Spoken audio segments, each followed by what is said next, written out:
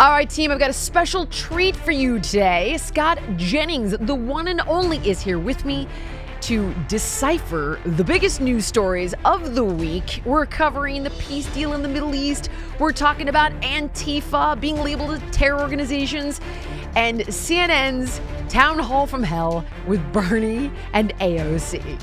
Here we go. Keeping it real with Jillian Michaels. Hey, how are you? I'm great. I want to check something here 1 second. Absolutely. You take your time.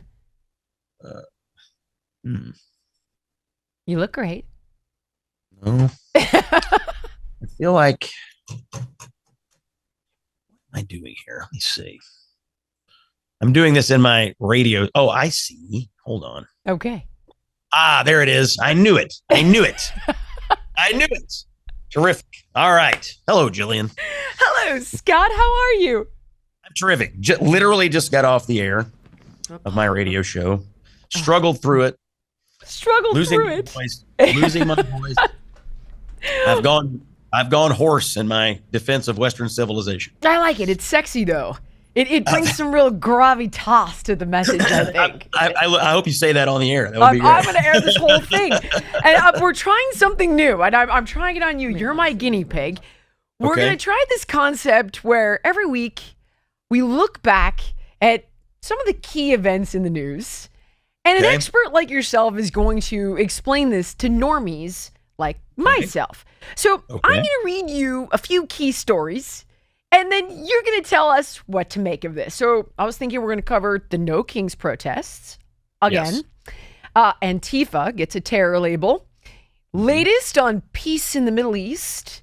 Bernie and AOC's town hall at what I am now calling the People's Republic of CNN.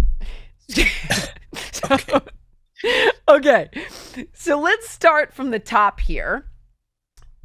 In the first of its kind case, the Justice Department charged two self-identified Antifa members, Cameron Arnold and Zachary Evitz, with terrorism, attempted murder of federal officers, and firearms violations tied to a July 4th, 2025 ambush at the Prairie Land ICE Detention Center in Alvarado, Texas. Now, prosecutors say that 11 masked assailants armed with rifles, fireworks, and body armor attacked the facility, injuring a local police officer. So the indictment follows President Trump's executive order earlier this year designating Antifa as a domestic terrorism group. And apparently this is the first time terror charges have been brought against individuals that he's linking that to. And FBI Director Kash Patel confirmed that more arrests are expected, with over 20 suspects already detained nationwide. And I'm trying to understand, these guys are bad guys, but previously they would have only been charged with assault or arson or rioting or weapons charges. Terrorism is totally new. What does it mean when you give someone a terror label? What does it open up? Why is this controversial? Well, I think it opens them up to much greater punishments, number one. I think to zoom out on this story, though, Democrats and the left have denied the existence of this Antifa organization for years. But if you turn on your television and you look at what's happening in Portland, or you look what's happening in Chicago, really around the country, when you see some of these protests turning violent, you're seeing people there who are obviously well organized, they're well financed, they have equipment, they're showing up with a plan. This is the Antifa terror organization. These are not random citizens who just hopped off their porch and decided to show up for a protest. These people are organized terrorists, and in many cases, they are putting federal facilities and federal agents in danger. And so President Trump has labeled Antifa a terrorist organization, and now he's empowered his prosecutors to go after them as such. But it is obvious they're all over the country, and they've been in Portland for years up there. But you see it in the video, Jillian. Yes. They're shooting fireworks at the federal officials, at the federal law enforcement. They're armed. They have an upgraded set of capabilities beyond what some random, protester would have. Here's where this gets confusing, and I admit to it being confusing because there's no card to carry as a member. It's not like KKK where I imagine you get a hood when you sign up. So if it's this amorphous ideology, how do you label somebody with it? I can see the concern, but at the same time, I'm like, I don't care. They're a criminal attacking federal law enforcement. Throw the book at them. But what would designate somebody getting that label, do you think? Well, I think it probably has to do with when they capture them, questioning them, who is engaged in the financing of your outfit. Okay. Who are you organizing with? Are you part of a larger group?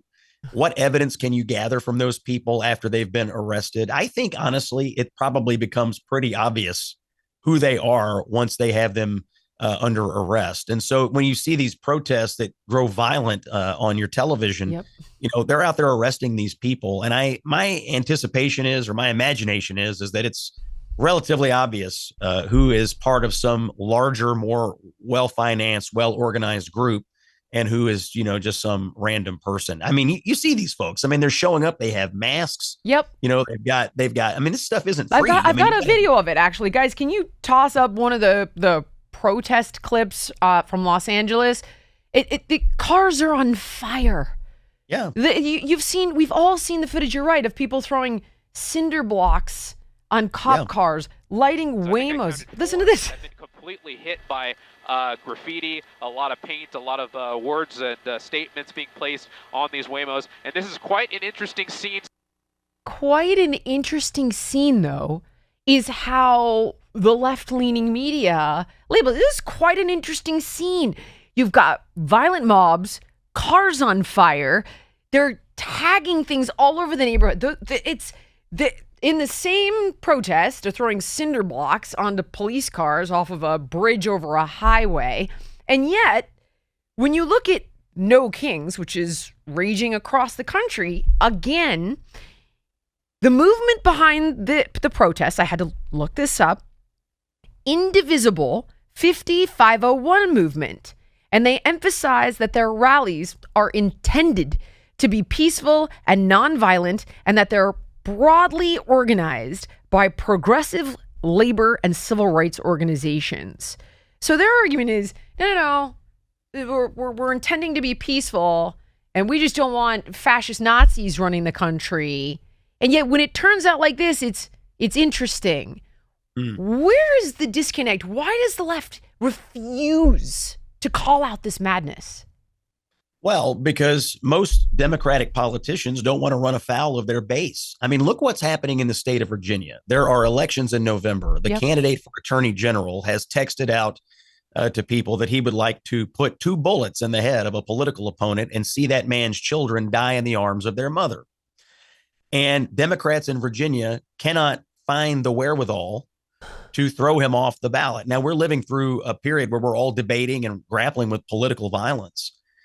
But they won't get rid of this guy over there because they are afraid that their political base will revolt against them. You've seen poll after poll after poll. Large numbers of self-identified liberals, especially liberal young people, say that, yes, sometimes political violence and even assassination is justified if you don't get what you want out of an election. So I think most of these Democratic politicians, Jillian, frankly, just live in fear of this radical base that is embracing more violent activity. You see it all over the country. They're attacking ICE facilities. They're writing messages on the bullets. When they shot Charlie, they wrote messages on the bullets. When they shot up the ICE facility in Texas, they wrote messages on the bullets. When Luigi Mangione killed the healthcare CEO in New York, he wrote messages on the bullets. These are not people who are anxious for more speech and debate. They've long passed that up. But these are people who want more violence, and they're all emanating from the left. But Scott, where are the adults in the room on the left? So again, correct me if I'm wrong, but I've seen polls coming out of CNN that say Democrats are more unpopular than ever. Am I wrong? You're not wrong. Okay, you're not wrong. So why would that be? Adults? Where are the adults? Well, who would the adults be? Chuck Schumer. He's the senator from New York, Democrat Senate leader. He is living in fear that Alexandria Ocasio-Cortez is going to run against him in a primary in 2028. That's where the adults are. They are afraid of AOC and people from her wing of the party. So the adults have long decided to cower in fear. That's why the government is shut down. Right. They have no good reason to have the government shut down, except that Chuck Schumer is trying to show this radicalized base that, hey, I'm a fighter. I'm a fighter. AOC wants the government shut down. So that's what Chuck Schumer is doing to try to stave off a primary from her. It's obvious what's happening. They've got no good reason to close the doors of the government except Chuck Schumer's own cowering in fear of AOC, period. Don't jump to that, because that's our third story, and I have many questions. So I want to circle back to that. Hold on to that. I would simply wonder, when you've got a candidate like Mamdani who won't condemn Hamas in New York City, which outside of, I would imagine, Tel Aviv, probably has more Jewish residents than any other city in the world. And you're like, he won't condemn Hamas. And they're all getting behind that gravy train of socialism and radicalism. I just think, why do you think the polls are down? Why do you think people are jumping ship? Why do you think the purple people voted red in the past election? None of that registers. It's simply because the Chuck Schumers are thinking like, well, I want to keep my job, and this is how I keep it, even though I actually think the Democrats are going to lose the midterms. Do you think I'm wrong? Well, I think you're exactly right about the Democrat Party image problems. You look at poll after poll, CNN, Quinnipiac, others, all these national polls showing the Democrat image at the lowest point in the history of modern polling. So the image of the party nationally is really in the toilet. And it's because I think they have embraced what you just said is correct, radicalism. They have embraced a bunch of the wrong side of a bunch of 80-20 issues or 90-10 issues or 95-5 issues. And it's all goes back to this issue of living in fear of a radicalized progressive socialist base. Now, they may get Mamdani elected in New York City. It's not going to work nationally. No. But I think if Mamdani wins, it's probably going to teach them all the wrong lessons. They're going to assume, well, he's a socialist and he comes out for all this crazy stuff. And now he's mayor of New York City. Maybe we should do more of that. I just don't personally believe the American people want that. And the polls are screaming at us. The Democrat image is so low. 20% in some polls. That's not a political party. That's barely a group chat. They are suffering so mightily. They just lost the presidency to Donald Trump. They lost the Congress to the Republicans. The image is in the tank. They really don't stand for anything other than reflexive opposition to Trump and for a hodgepodge of a bunch of radical, far left wing ideas that just aren't going to fly in most places. You say that, right? And we look at no kings. Here we go. We're going to see tens of thousands of people across the country again, probably getting aggressive, probably getting violent, probably looting, probably damaging stuff. I hope not. I hope that's not the case. With that said, though, there is definitely some good journalism that points to the fact that many of these people, as you mentioned, are being hired.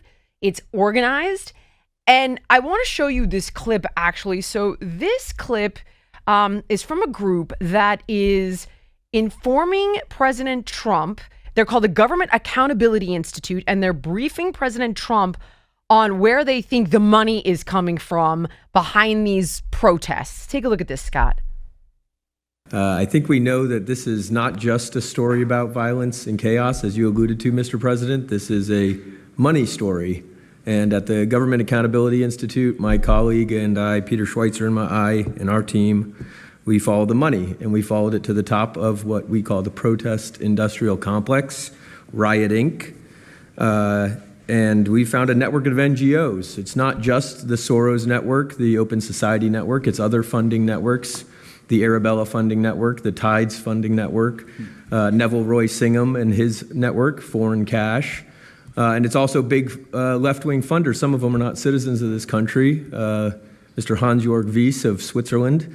They're pouring money into this entire ecosystem. This is terrifying and it's crazy.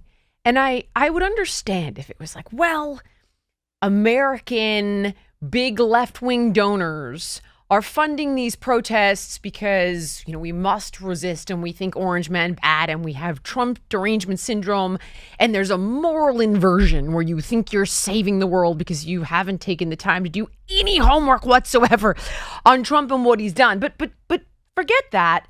You know that a large part of this money is coming from the CCP. I mean, I've seen this with the LA riots, like Churla, and who's actually funding Churla and what's going on there. There's no alarm about that from the Democrats are not stopping to say, okay, hold on. Clearly there is a plan here from nefarious actors, probably China, probably Russia, so on and so forth, that are seeking to divide the country because, as Tulsi Gabbard once told me, divided we fall. That's very real. She's like, Jill, this is real. This is not just, something on a quarter or wherever the hell we have that. It's going to happen if we continue to allow it to happen. Is it no concern about that part from them? Well, no, even if they have concern, they're sort of powerless to do anything about it because, again, they live in fear of this, radicalized base that's just interested in constant protest, constant fighting that you see in city after city. These No Kings rallies, I'm not certain what they're really rallying against other than they just fundamentally hate Donald Trump. I mean, it's their own party that's got the government shut down. So it's not really a rally against a government shutdown. I'm not entirely sure what they're mad about other than they're just mad. And when you look at these rallies, when you go back to last year, when you saw the protest encampments on college campuses, did you ever stop and ask yourself, like, where did all these tents come from? Where did all this stuff come from? Did these college students all just magically run off to Target and grab them? Of course not. Somebody pays for this stuff.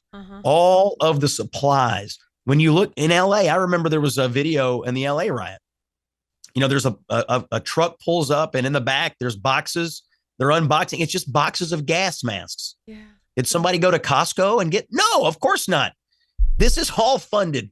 It's all paid for. The supplies for this kind of protest environment, somebody is funding this. And I think what the president had done there was gather up some journalists, independent journalists who've been looking into this.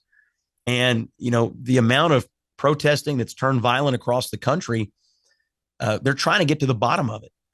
Look, it doesn't cost anything to protest. You can go out of your house right now and go down to the town square and make your voice heard. You don't need a gas mask for that. You don't need a tent for that. You don't need riot gear for that. You don't need supplies to go do that. Why do these people show up with all these supplies? Who's paying for it? It's a legitimate question I think the government is asking. And this, if it's coming from foreign sources, that would be extremely troubling, people meddling in our politics. That's right. What's like, it's right there in front of your face. I'm thinking, what are you not seeing? And I can tell you what they think, the legitimate people who are protesting, what they think they're protesting against. They truly believe that ICE is scooping up innocent people of color and disappearing them, thanks to Gavin Newsom quite literally saying it. And nobody would imagine that a guy who runs the fourth largest economy in the world would tell such a bold-faced lie, despite the fact that he is. Or when you watch The Daily Show and they say that ICE is putting kids in zip ties. This is now the third time in a row I've said that there's no such image on the internet. Good luck finding it. But people, they believe it, Scott. So they're like, this Gestapo, and as Newsom says, this private army of the president, despite the fact that they've sworn an oath to the Constitution and have been around through numerous administrations, they think, they truly believe it. They think that that is what they are protesting. And I don't know what it takes to get that message through to them, which is why you are doing God's work on CNN. I don't know how clearly I have made it 5 seconds without like, how are you navigating that environment, especially when you're set up to fail, when you have 5 seconds to talk, and when the minute you make a point, conversation's over. Okay, we got to move on. Like, how do you handle that? That isn't such an incredible skill that I wish so desperately that I could perfect. I mean, you are the master at it. It's so important. Well, you're very kind to I'm offer not, those though. compliments. I'm I've been doing it a number of years. I've come to expect certain kinds of arguments from the left, but I've also come to expect what I need to do, and that is cut to the core of the point immediately. You know, when in these debates, I have to get right to the point. Now, on this immigration debate you just raised, and yes, they are telling a lot of lies about what ICE is doing. What is the core issue? The core issue is that the president of the United States, who is sworn to uphold the laws and the Constitution of the United States, has decided to tell federal law enforcement to simply this: enforce federal law, not new federal laws. We haven't passed any new laws since Trump became president. He is simply enforcing federal laws that are and have been on the books. Right. Now, I interviewed Todd Lyons, who's the head of ICE, the acting director, the other day, and he's been with the agency for over 20 years. He told me during the Biden administration, they were instructed not to enforce certain federal laws. And so if you look at the protesters at their core, what they are mad about is that the president, who is sworn to uphold the laws, has told law enforcement to enforce the laws. Right. That's what they're asking for, is for the federal government to stop enforcing federal law, because that's how they had it during Biden. And that's what they want. Now, they lost the election over it. Yep. Among other issues, but that's effectively what they're asking for. It's crazy. No, and nobody gives the president credit. Listen, I have been critical of him where I feel that he diverges from principles that I personally uphold. I also feel like in my own life, I can call balls and strikes. Sure. What he's doing, and here's my segue, what he's doing in the Middle East seems to be close to a miracle if this works out, and yet they've given him zero credit. Like, well, we'll see about that. Oh, yeah, it's too soon to tell. So I want to show, here we go, on to segment 2. I want to show some footage that I wonder if we could give the president some credit for this. Guys, can we see the footage of the Israeli hostages coming home? Just a clip of it.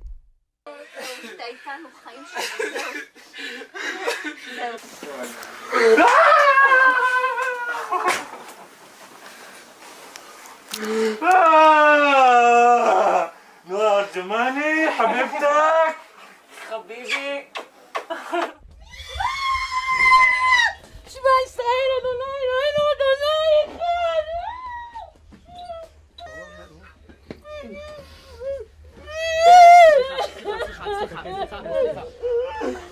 I think we get it. I want to see the clip of the Palestinian man who returns home after 2 years. Do we have that one?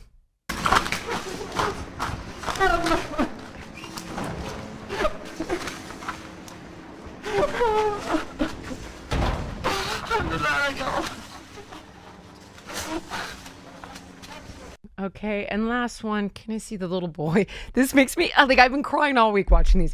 Can I see the little boy and his cat? Hello, my friends. This is the first time I filmed this. Finally, after 2 years, the war is over. You know what? I still can't believe it. Can't believe it's really over. No bombs, no drones, no fear. We're going back home to laugh and play again, me and my friend Simba. Okay. I love it. How about that? Can we, like,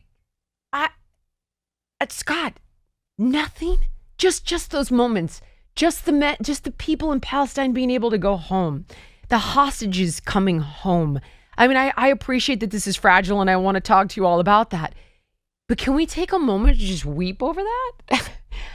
I've been watching the Israeli hostage videos all week because I just can't stop smiling at these people who have come out of captivity. There were 20 living hostages. And I met some of the families when I was in Israel this summer. You know, at that time, they didn't really know. I mean, they'd been waiting almost 2 years at that point. They didn't know when it was going to come to an end. And now, thanks to the president of the United States, regardless of your politics, doesn't it make you feel good as an American? Our president Our president is the one who steps foot into the most complicated situation and somehow pulls a miracle for 20 hostages and gives them the chance to begin an era where peace and prosperity have a chance. I mean, there's been fighting in the Middle East for a very long time. Yeah. But they're on the brink of a chance to maybe have peace and therefore prosperity. And everybody involved has said the same thing. If not but for Trump, this doesn't happen. And so I think some Democrats have said, President Trump deserves credit. Others have put out statements leaving him out. But one criticism I have of the American left right now is they have a hard time rooting for America because they don't want to root for Donald Trump. They have a hard time rooting for our country because they don't want to accidentally give Trump any credit for anything good that happens. I think this is holding them back. Most Americans, I would think, have pride in their hearts. We're the ones who did this. Over in Hostage Square in Tel Aviv, when the deal was announced, you see people waving American flags. They're chanting Trump's name. And there's just a massive amount of appreciation for the United States of America. That is the power of, we're the most unique and powerful country in the world. When we get involved in things, we can make change. And that our president did that in this case. I don't know, it makes me feel great as an American. My heart is full. It's been full all week. Because if we don't exist, those hostages don't come out. If Trump doesn't engage, they don't come out. And there is no peace. There is no ceasefire. So I've just felt great about my country all week because of what we accomplished over there. I have too. And can you give a little background on the Abraham Accords for anybody who's unfamiliar with what was accomplished in Trump's first term? And I believe Jared Kushner was intimately involved then. Now I believe he's still involved. Steve Witkoff is involved. Just the broader hope for peace. What does this look like, expanding the Abraham Accords? And then, of course, I want to talk about some areas that are a little bit tricky at the moment. But start with that. Can you explain that? Yeah. So going back to the end of President Trump's first term, it was in September of 2020. They had a big summit at the White House, and the initial Abraham Accords were signed by Israel, the UAE, the United Arab Emirates, and Bahrain. Then Morocco signed on, and then Sudan signed on. And so this was the first time, I think, since 1994 that an Arab state had formally recognized Israel. This was a huge deal in Arab-Israeli relations in the region. So then President Trump leaves office. Now he's back in office, and he wants to expand the Abraham Accords. He made some comments on this just today in the White House. He has an expectation that Saudi Arabia is going to join. And if they join, lots of other countries. There's been reports that Indonesia wants to join. So we may be on the cusp of a number of other Arab Muslim countries signing on to this, recognizing Israel and deepening the relationship between Israel and countries that you wouldn't think they would be friendly with. And so not only is he solving this hostage situation and trying to get a ceasefire between Israel and Gaza, he's trying to strengthen the relationship between the Arab countries and Israel. Of course, this strengthens Israel's security if they have these agreements and these accords with other Arab nations. And so, and I think in Trump's mind, the more people he can get in this, the more countries he can get into this, the better chance they all have to do better. We're not worried about fighting each other. We're worried about making money together. We're worried about doing business together. We're worried about helping each other in the region instead of fighting each other. That's his ultimate goal. I think he should have won the Nobel Prize for the Abraham Accords to begin with. But now that they're expanding, he definitely deserves it. Scott, you've also listed so many different conflicts that he's resolved. So India and Pakistan, right? Okay, Rwanda and Congo. Yep, that's correct. Okay, Azerbaijan and Armenia. Yes, correct. Okay, I'm missing the other 4 that you rattle off. Okay. So you mentioned, Israel and Iran. I mean, the 12-day war from earlier this summer. Okay. Settled that. And we got involved militarily to help settle it when we destroyed Iran's nuclear capabilities. You mentioned Pakistan and India, Rwanda and Congo, Thailand and Cambodia, Didn't mention that. Armenia, Azerbaijan, Egypt and Ethiopia. They had been at it. Got it. And also Serbia and Kosovo. So there are quite a few areas where he has gotten himself involved. And, it's worked out. And in some of these cases, these people have been fighting for years and years and years. And I also should say, it's not just President Trump. I think it's also the skill of Secretary of State Marco Rubio, who is, you always see him at the table on these things. I mean, he's probably, I think Trump said the other day, he's the best Secretary of State we've ever had in the history of our country. And I think he's right. You know that moment when the air turns crisp and suddenly comfort becomes the best gift of all? Well, that's the vibe that I get from Quince. Their pieces just feel right. They're effortless, elevated, they're made to last. They've got it all. They're $50 Mongolian cashmere sweaters I live in. They've got denim that never goes out of style, silk tops and skirts that pull everything together, down outerwear that's built for the season. Honestly, Quince is perfect for gifting or just upgrading your own wardrobe. And I've got to say, the Italian wool coats are at the top of my list. The cut feels designer, the quality rivals high-end brands, but without the markup. And here's why. Because Quince works directly with ethical, top-tiered factories. So you're getting incredible craftsmanship at about half the price of similar brands. So step into the holiday season with layers made to feel good, look good, polished, and last from Quince. Perfect for gifting or keeping for yourself. Just go to quince.com/Jillian for free shipping on your order and 365-day returns. Now available in Canada too. That's QUINCE.com/Jillian to get free shipping and 365-day returns. Quince.com/Jillian. That's interesting. It's funny. I completely left him off. Shame on me. Okay, now I want to take a little turn here. So at first, now correct me if I'm wrong, I was trying to follow this. Hamas marched some people into the street that they said cooperated with Israel and executed them. Israel then was going to withhold aid.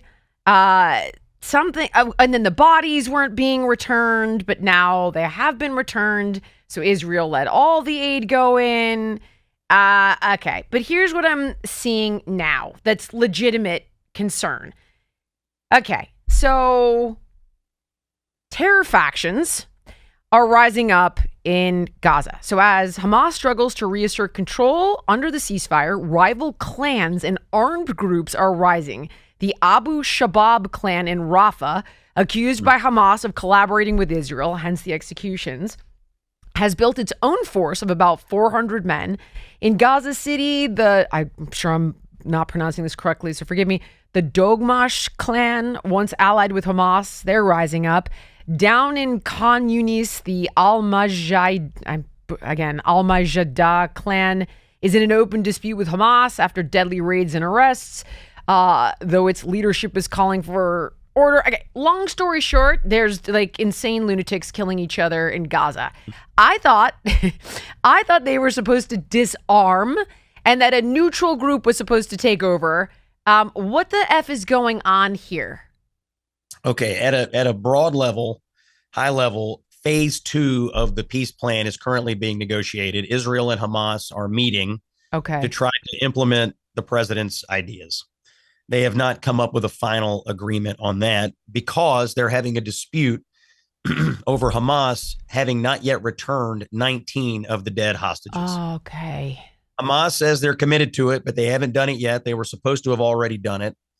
And Hamas at one point returned a dead body to Israel that wasn't a hostage. Okay. And so there has been some tension over this because Israel wants their people back, including the dead hostages. So that's issue number one. Okay. Issue number two, inside of Gaza, there is a lot of discontent with Hamas. Now, Hamas has been in charge of Gaza since 2006, I guess, when Israel left that area. They had an election. Hamas won the election. There's never been another election. Hamas has been in charge this entire time. And so not only are they armed terrorists, but they're also a political organization. Right. So now the war is over, or at least there's a ceasefire. And there are other groups inside of Gaza who are upset with Hamas because they don't like what's happened in Gaza. And there's fighting, internal fighting. And what Hamas is doing And there's lots of video on this on the internet. They're dragging people into the street and torturing them. I've seen people, breaking their legs. Yep. They're shooting them. They're assassinating them. So at the same time, Hamas is negotiating with Israel. They're having to stave off challenges to their authority inside Gaza from these rival factions.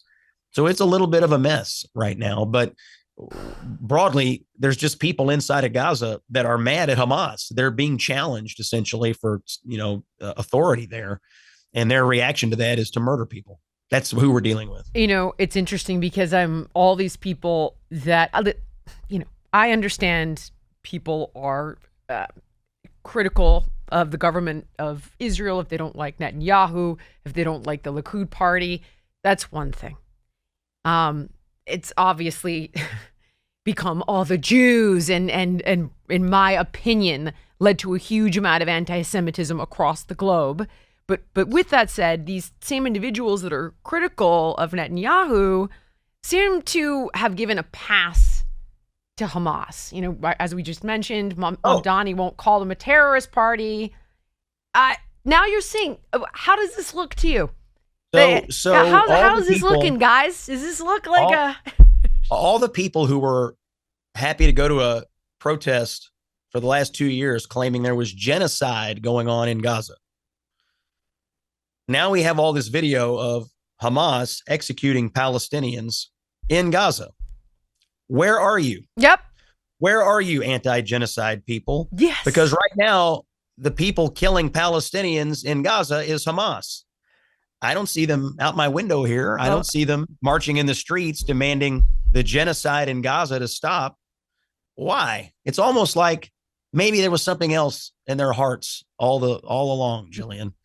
But right now, the only people killing Palestinians is Hamas. Right. And you can see it on your computer and on your television every single day. And it's awful and it's terrible. But that's who we're dealing with. But it goes to show you that a lot of the protests that were going on around this, it was only about the Jews. I mean, let's be honest. It was about hatred for Israel and hatred for the Jews. I interviewed a lady who lives in New York. She's from Israel. She was in Hostage Square when the exchanges were going on. And she said, in America, we have Trump derangement syndrome. Here we have Netanyahu derangement syndrome. That's interesting. It's a very similar thing. You have just people who have lost their minds about Netanyahu, and it affects their entire, the way they approach politics entirely. And I think that's also clouding some of the reaction you're seeing to this around the world. But Scott, I could be critical of Netanyahu. I've even had conversations with Barry Weiss and said, there's a video of him saying he's going to kind of fudge these borders. And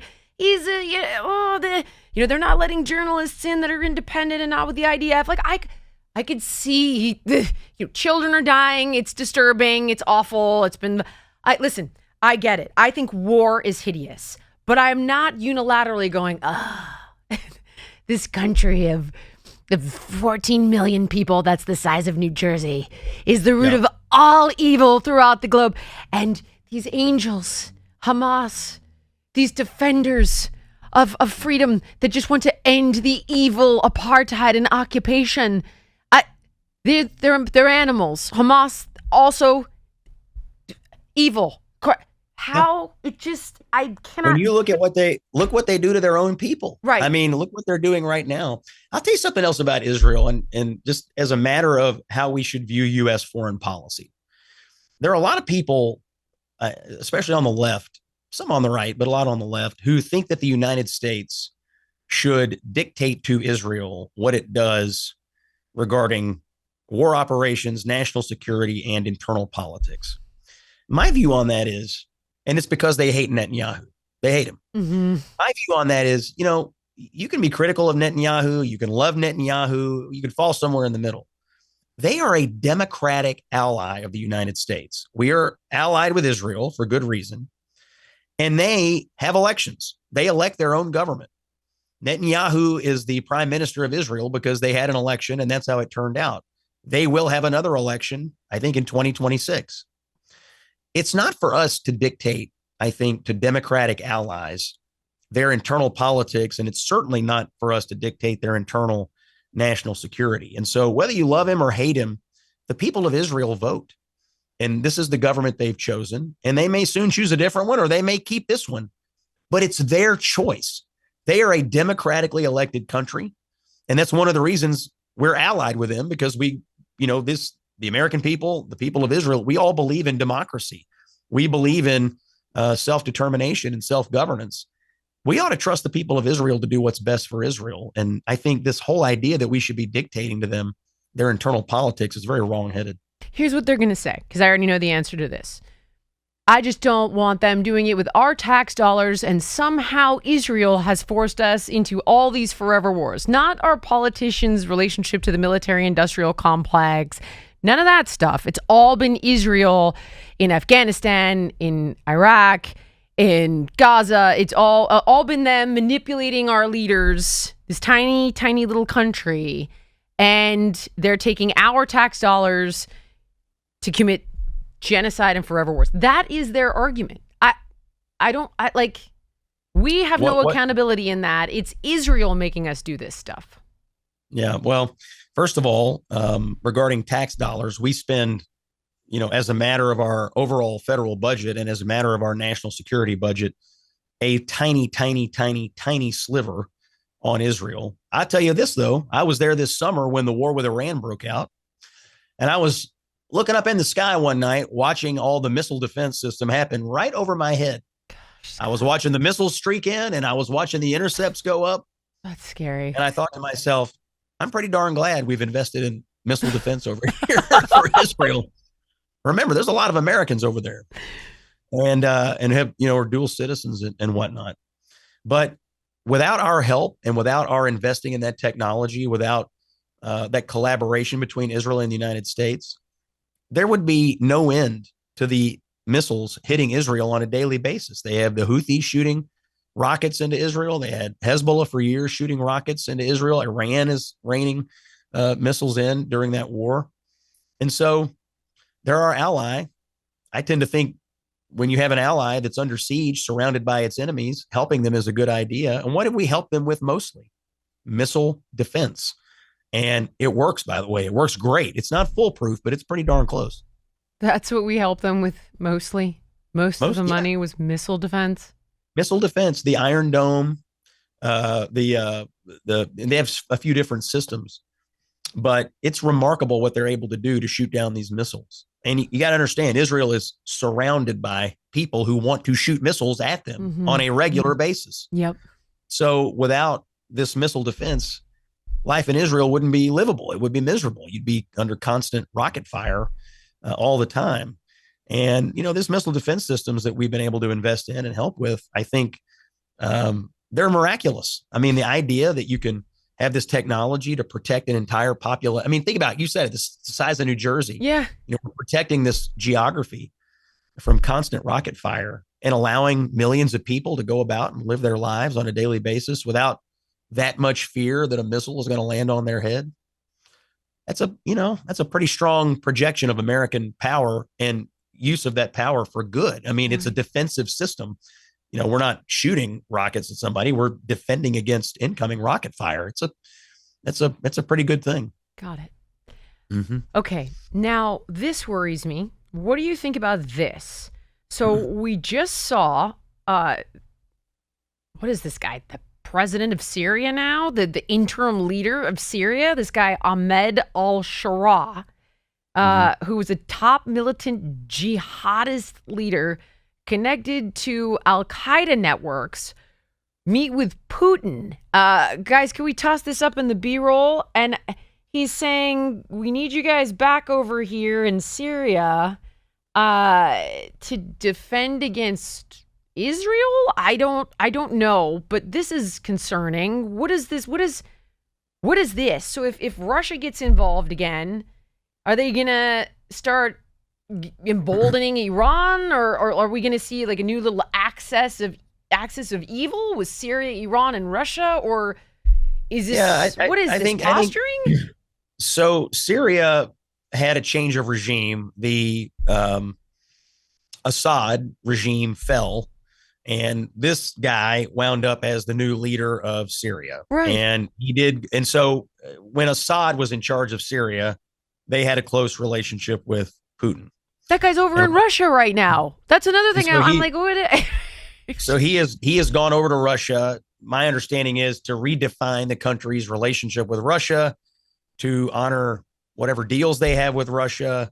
I guess Russia has some military bases in Syria, and they were going to make some agreements about making sure those were safe. And so I think there's some redefining of the relationship between Syria and Russia because there is a new regime in charge. You know, the Assad regime was in charge for a long time. Right. Okay. These are new people. And so I think they're trying to figure out how to act vis-a-vis Russia. But Russia's been involved with Syria for a very long time. So it's not like the kind of thing that they're trying to take advantage of the moment and fill a power void sort of a situation. And on top of that, I should say, I believe the Assad family went to Russia after the Assad regime fell. They basically fled to Russia. So the connections between Syria and Russia are longstanding. Okay, so this is not new news. Last but not least on this subject, before we move on, the Trump tweet, and he basically said, if Hamas continues to kill people in Gaza, which was not the deal, we will have no choice but to go in and kill them. Thank you for attention to this matter. Does this happen? And if so, like, what's he doing? He's putting Marines on the ground? Like, how do you do that? So the president then later clarified that he did not mean we as in American troops. Got it. We as a coalition of people who I guess had signed into this agreement. But obviously he's upset with Hamas because, you know, he thinks we've got an agreement to stop the killing. That's his goal. And then we have to watch videos of them killing people in the streets. And so his view is we should honor this ceasefire. Ceasefire means ceasefire. Let's not have a bunch of killing, and which will continue to destabilize Gaza. It will, when you have that kind of chaos in the streets, what can you not do? It's hard to distribute aid. Yeah. It's hard to think about rebuilding. It's hard to think about, you know, debris removal and what you would have to do to get the situation livable again. Well, it's hard to do that when you've got Hamas running around torturing and executing people in the streets. Got it. Okay. That's good to know. All right. Now then, government shutdown. The CNN town hall with Sanders and AOC titled Shut Down America. I'm sorry. It ran 90 minutes on CNN, moderated by Caitlin Collins. And of course, the whole conversation was the shutdown that started October 1st. Audience members were able to ask questions. Now then, can you help me understand, first of all, what the hell is a clean CR? It's a clean continuing resolution. It's a short-term funding patch, but AOC says she won't accept an IOU or a pinky promise. So does this mean that they're basically holding the government hostage and they won't negotiate until they get their way, which means they won't negotiate at all? Yes. So effectively, at the end of September, the government ran out of money. And a continuing resolution, which happens all the time, is an agreement to continue funding government operations at the previously agreed upon levels. In this case, the previously agreed upon levels are the same levels that were in place when Joe Biden was the president. So 13 times when Joe Biden was the president, Democrats voted for continuing resolutions to continue to fund the government at previously agreed upon levels. This time, the clean CR, clean just simply means there's no additions, there's no subtractions. We're not attaching some random policy idea to it. It's just literally continuing the same funding levels. Got it. Nothing else for the next 7 weeks. Okay. While we negotiate. Now the Democrats are against it. They voted for it 13 times. Now they're against it.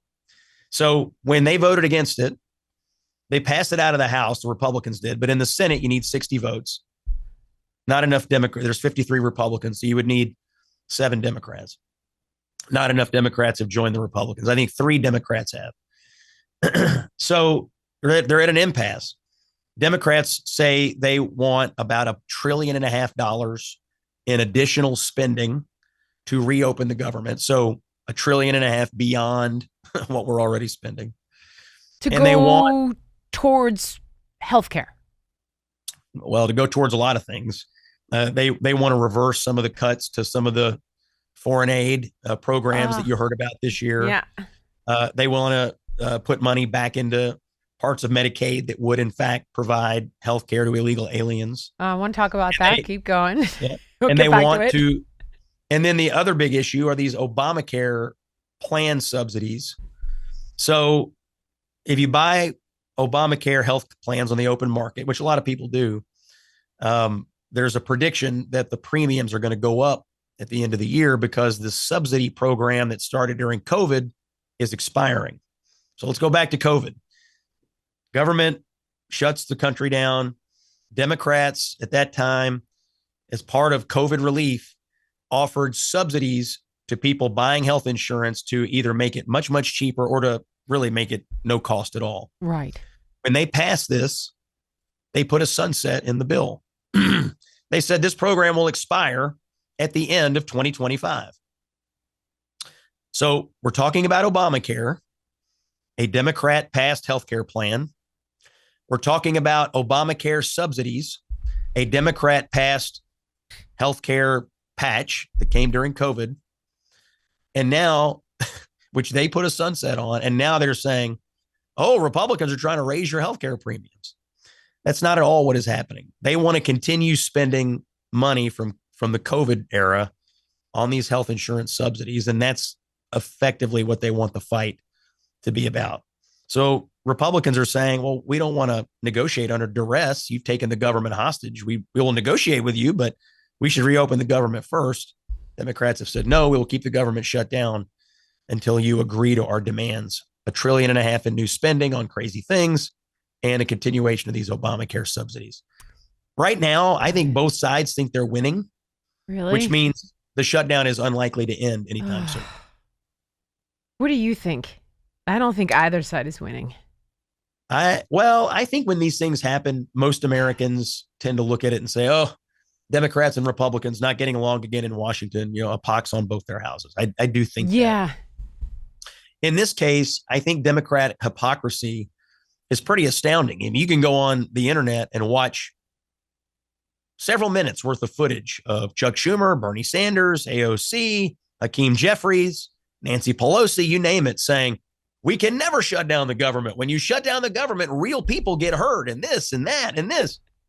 Now they're saying, well, no, we're going to shut down the government. And make no mistake, it's the Republicans who are voting to open the government. All the Republicans in the House, virtually all of them in the Senate. It is the Democrats in the Senate that will not open this government. John Thune, the Republican leader in the Senate, said today he's more than happy to have conversations, but he's just not going to do it under duress like this with the government closed. And so I don't know. I mean, it's crazy to me that the Democrats, after years of decrying the idea of the government shutdown, are now the party of the government shutdown. Okay, so few quick things. Congressman Donalds told me yesterday that sunset you mentioned was put in there at this exact time by them. I'm not sure if this is conjecture, on purpose, right before the midterms to create kind of chaos. Think maybe now not so much? A little bit conspiracy? It's possible. I mean, look, during COVID, we spent a lot of money on a lot of things, and, having something sunset at the end of 2025, I mean, it was probably a reasonable assumption that COVID would be over. Mm-hmm. It is over, by the way. COVID is over.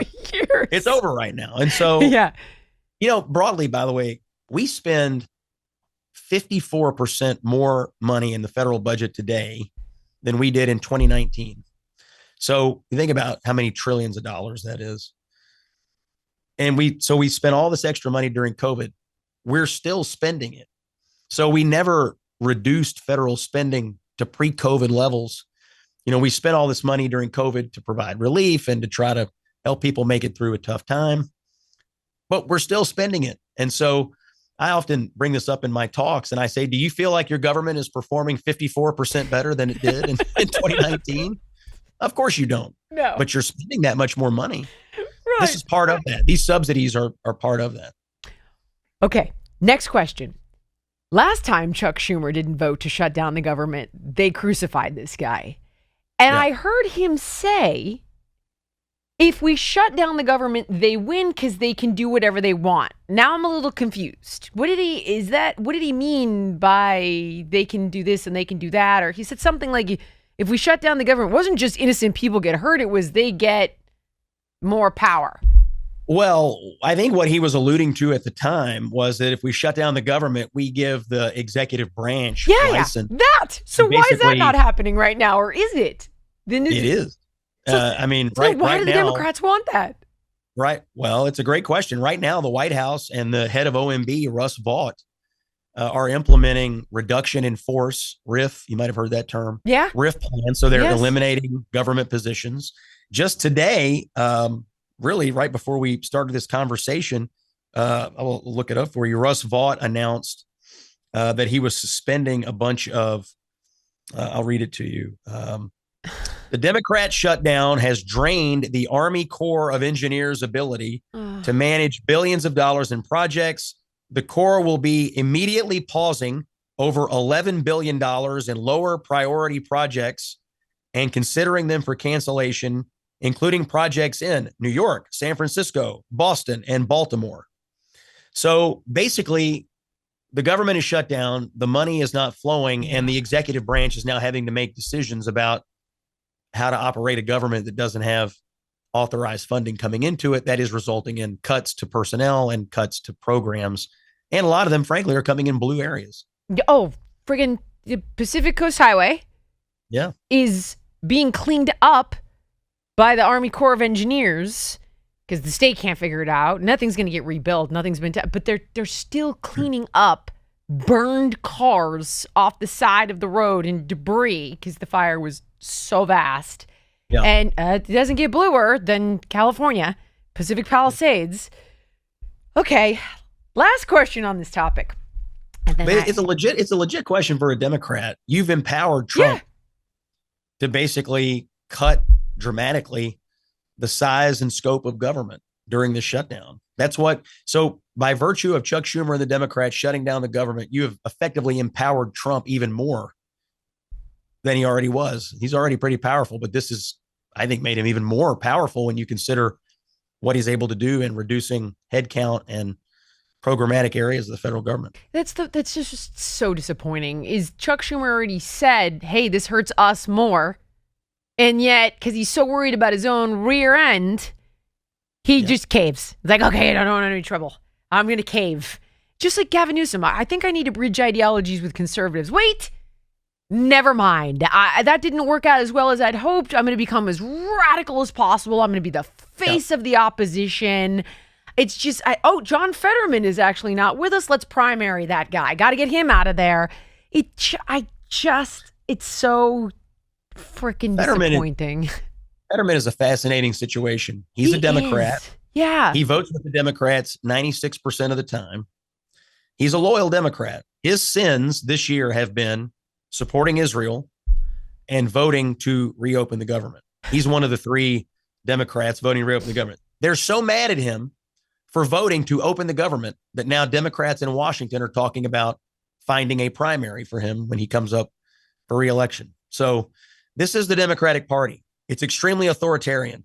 If you get out of line on one thing, Israel, open the government, we're going to find a primary for you. It's ridiculous. It is ridiculous. And I remember watching Bill Maher several months ago say, like, if only there was a Democrat that had common sense, like a person of the people. And he mentioned Fetterman. And at the time, I was like, Fetterman, the guy that shows up in shorts? And I thought, oh, God, Bill, you've lost your mind. Now I see why he said that.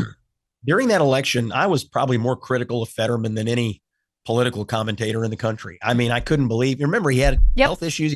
Stroke. I thought the Democrats were covering it up and lying about the extent of it. And I was sort of outraged by all of that. Yeah. This guy has turned out to have more backbone. Yeah. Than basically and common sense than a lot of other people combined. And for that, he is being punished and yelled at by his own party. It's crazy. It is. And what has he done? Hey, I think we should stand with our ally, Israel. Hey, maybe we shouldn't close the government. These are the sins you've committed to get the ire of the Democratic Party. It's pretty bad. So I have occasionally referred to myself as a Fetterman Republican. I admire I admire Can John I Fetterman. steal that? I'll credit you. A Fetterman Republican. I love it. I just look, he and I will disagree on most issues, I'm sure. Right. I admire the backbone, and he does not cave in the face of these outrage mobs that form on the left when you get out of line. He will not cave.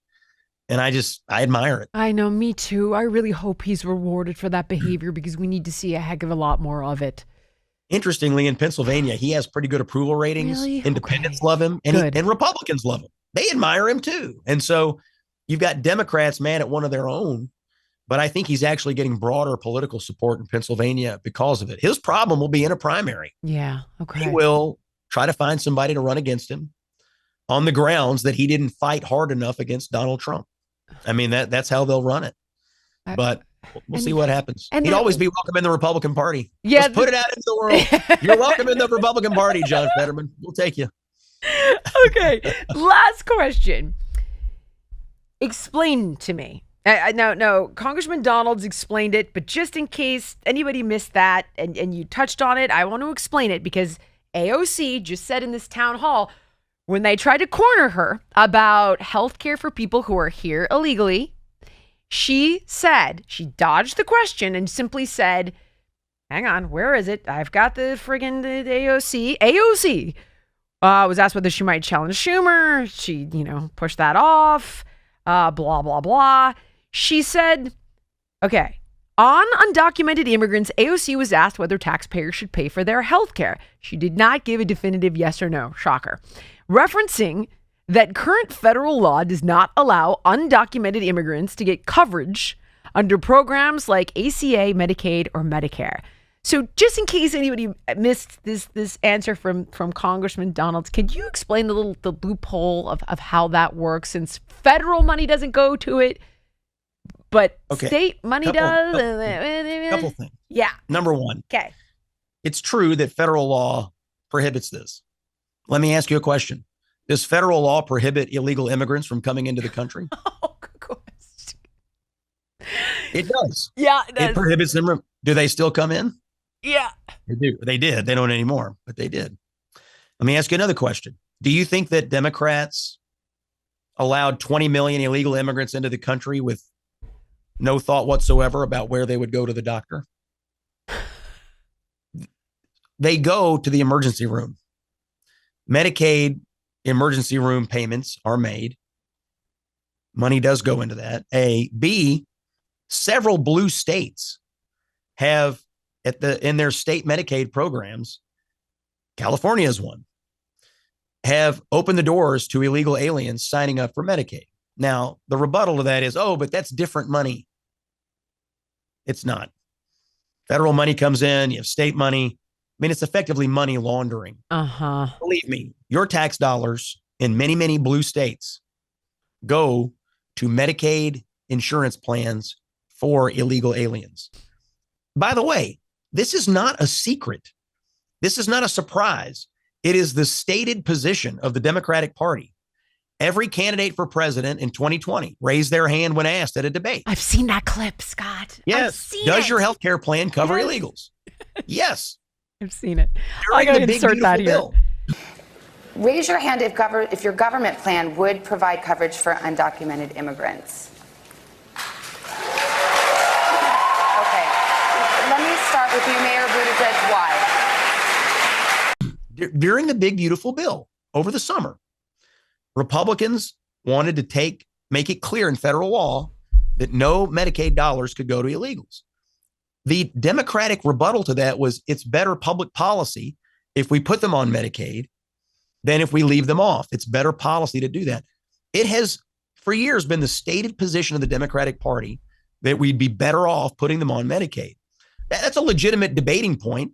I don't think most Americans agree with it, but that's their position. Now they want to repeal that part of the big, beautiful bill so that Medicaid dollars can flow to illegal populations. And the media and the Democrats have had a meltdown about this, saying, no, we would never do that. It's literally been your stated position for years. What? We know it. Go on California's Medicaid website. I think Illinois, I think Massachusetts. These blue states have all opened the doors to illegals to get on Medicaid. So I don't know why they're trying to hide what has been a very upfront position of the Democrats for many, many years, which is that we'd be better off putting illegal populations onto Medicaid. It's a losing, I think, political argument, but it is their stated policy. It is what they desire. And now they're trying to run away from it. I guess somebody finally looked at a poll. Yes. But they're trying to hide it and run away from it now. It's, in California, I believe they were giving interest-free home loans to people who were undocumented. And, I have family members who are exceptionally sympathetic to people who are here, that are here illegally. And my position has always been, I'm extremely sympathetic if you're running from violence or if you're looking for a better life, but you have to do it legally. And when you don't do it legally, the people that are here illegally are more vulnerable. They're getting exploited. They're getting trafficked. It creates shadow economies. It's building resentment from citizens for reasons just like this. And you're the guy that can't get a home loan to my family member. And yet the person that's here, that's undocumented, that's getting all of this free healthcare, you don't have health insurance, that's getting now an interest-free home loan, you don't own a home. You got to take care of the people that pay into the system first. Yes. I don't understand. It isn't about being a bigot or a racist or not having a heart. Reform the policy. If you don't like the policy, reform the policy. Vote for people that will reform it. But this kind of madness appears to be, as you mentioned, look at a poll, a losing proposition. I think there's a middle ground that makes sense so good people can get in and stimulate the economy. Go fight in our army. We could use ya. Join the police force. I heard Chicago's down 2,000 cops. But I don't know, Scott. I don't know. It's crazy, but I thank God every day you're out there fighting the good fight and disseminating this for us. Where can everybody go? Oh, I was gonna let you.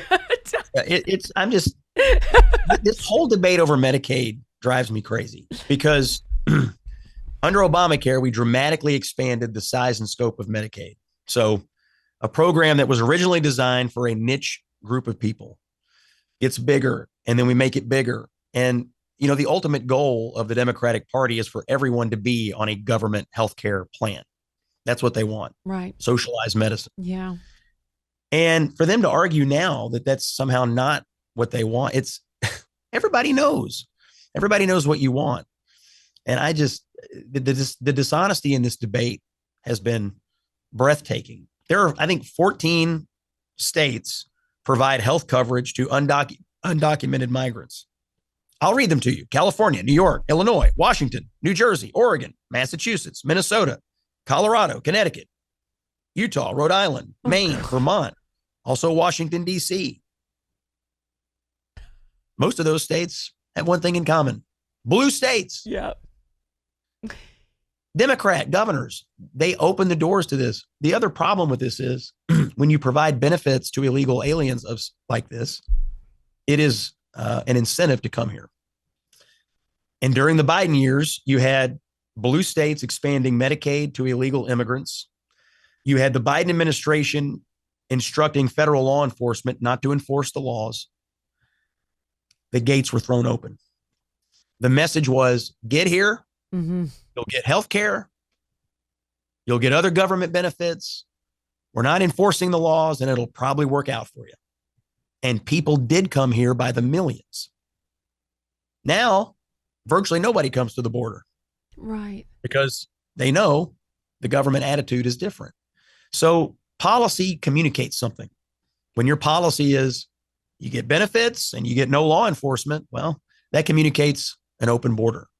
And that, to me, is one of the differentiators between the parties. The Democratic Party is communicating to the rest of the world, just show up here and flood in. And the Republican Party is saying, well, hold on. We need some law and order here. We need a process by which people could come in orderly. In November, this was put to the test. Republicans won. So I just think the Democratic position here, they have to lie or they have to cover it up because it's not a winning political position to say, we got almost $40 trillion in debt and we want to throw illegals onto Medicaid. It's not a great political argument. So that's why they're lying about it. Last question. I feel like I could figure this out. I would keep Remain in Mexico. I'd get more judges to the border to adjudicate cases. I'd clean up the asylum system. Anywhere where you see like a true civil war or genocide, we mark those territories. South Sudan, that's pretty easy. We know what's going on over there. The Rohingyas in Southeast Asia, we know what's happening to those guys. Like, Kilmar Abrego Garcia, who's a member of Tren de Aragua, doesn't need asylum.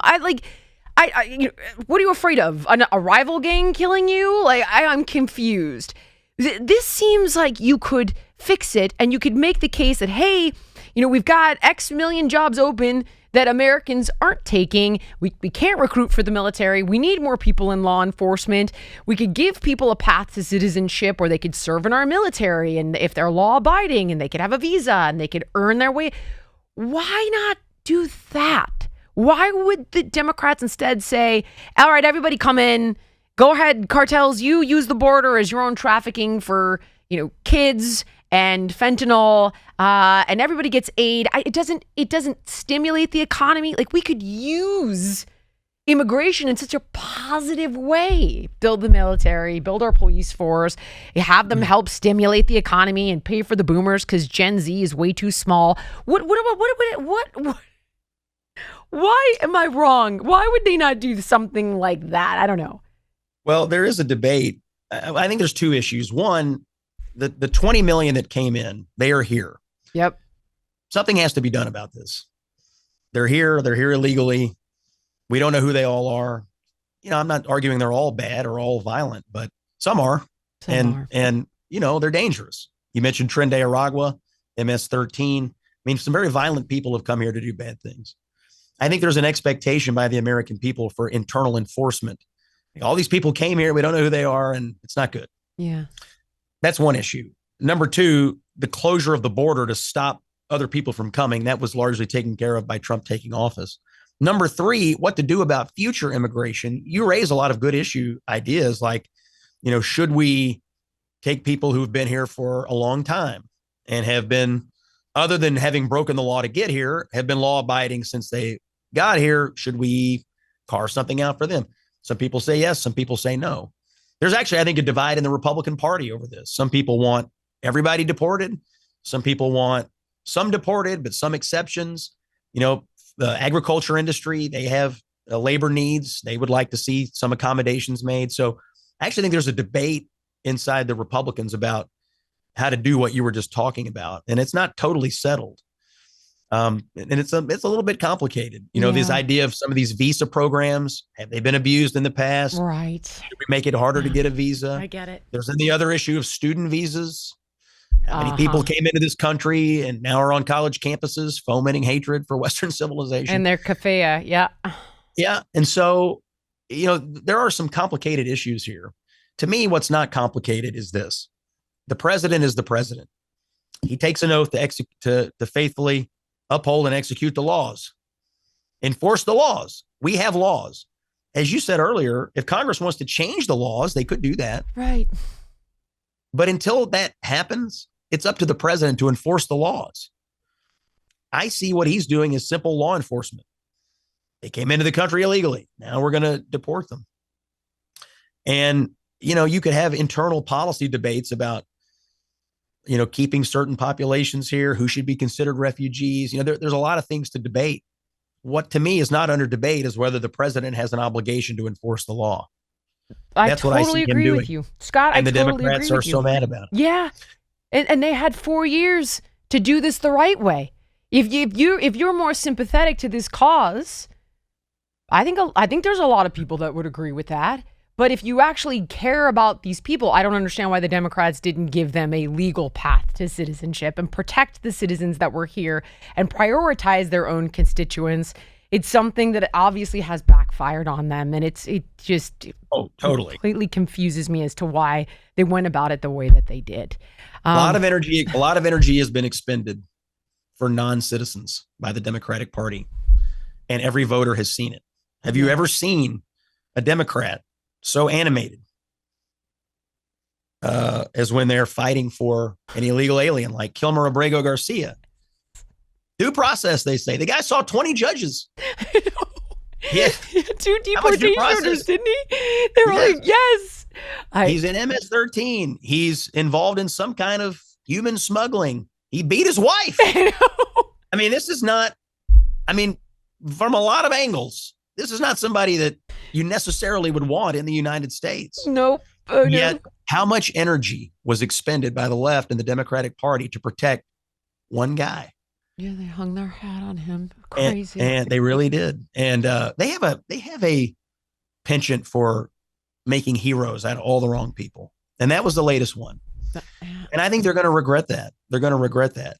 And politically, when you're expending all your energy and all your public facing energy on illegal populations and not on the needs of American citizens, there's a political price to pay. Scott, thank you for everything. Thank you for your time. Tell everybody where they can get the book. Tell them about the book. Tell them about the radio show. And of course, they can find you on CNN quite often. Yes, I do have a book coming out. Thank you for bringing it up. It comes out November the 18th. It's called A Revolution of Common Sense: How Donald Trump Stormed Washington and Fought for Western Civilization. It covers roughly the period of time, the first few weeks of Trump 2.0, the first 120 days or so. I spent some time with the president, spent some time with several cabinet members. I went to Michigan with him on his 100th day in office. I interviewed Elon Musk and others, and I really picked out a bunch of topics and things that happened in that 100-day period that, to me, exemplified how Trump was overwhelming his opposition. And I think he has overwhelmed them. He overwhelmed them in the campaign, and then he overwhelmed them as a matter of governing. But you can go on Amazon right now, type in A Revolution of Common Sense. Trump's on the cover. My name's on the cover. And if you order it today, you'll have it November the 18th. I think if someone is in your life that loves Trump, they'll love it. If someone is in your life that wants to learn more, you'll learn a little bit about his management style and about why he's been so effective and how he's been moving so fast since he was reelected. And the radio show? Radio show is on Salem Radio every day from 2 to 3. It's a live radio show. And then it also comes in the form of a podcast. You just type in the Scott Jennings Show if you want to get it via podcast on Apple or Spotify. And I've been doing it since the summer. It's pretty fun. We usually have a guest every day. You've been on. I have been on. I've had the great pleasure. Yeah. Thank you. We'll have you back soon. But we do breaking news, live interviews. Usually at that time of the day, something's happening. Today I was starting the show and I had an eye on the TV, and Trump had Zelensky in the Oval Office and they were talking to the press. So I'm kind of like one eyeball on the TV, one eyeball on my computer screen. But it's a mixture of interviews and breaking news, and it's an hour every day. And it's a pretty fun show. That's on Salem Radio. I think we're on 200 and something stations around the country. Awesome. It's a fast growing show. And then, yes, as you mentioned, I'm on CNN most days, different shows. So I'll pop up on CNN if you flip that on, and on the internet. If you're on the X platform, at Scott Jennings KY is the best place to find me. Thank you so much, Scott. You're awesome. I really appreciate you. Thank you for taking the time, and thanks for all you do. Jillian, I love you. Thank you for this invitation. You're one of my favorites. I told everybody I was doing this today. You have no idea the squealing that's going on in my life, the excitement around being on the Jillian Michaels show. I'm so sure, this is yeah. very exciting. Very exciting for people. Let me tell you. A lot of squealing in the Jennings background. That's perfect. Thank you so much. All right, go kick some ass. I think you have CNN in like a few minutes. So. Yeah, I gotta go hop on a train and get to New York and to fight him tonight at 10 o'clock. All right, I'll be watching. Brilliant. See ya. Thank you, sweetie. Go, do your thing. Thank you again. Thank you. Thank you so much for watching. If you enjoyed the podcast, please like, comment, subscribe, and share. And make sure to let me know what guests you want to see on in the future.